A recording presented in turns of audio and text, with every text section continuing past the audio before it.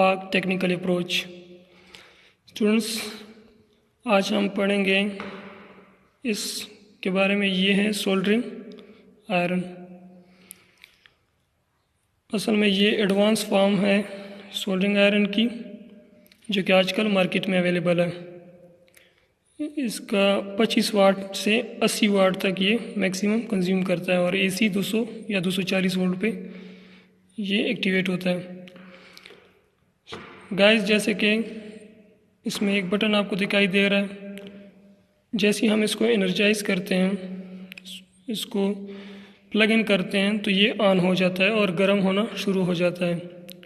लेकिन इसमें ये एक बटन दिया गया है, ये इसको फास्ट हीटअप करने के लिए। लेकिन इस बटन को आपने 30 सेकंड से ज़्यादा प्रेस नहीं करना।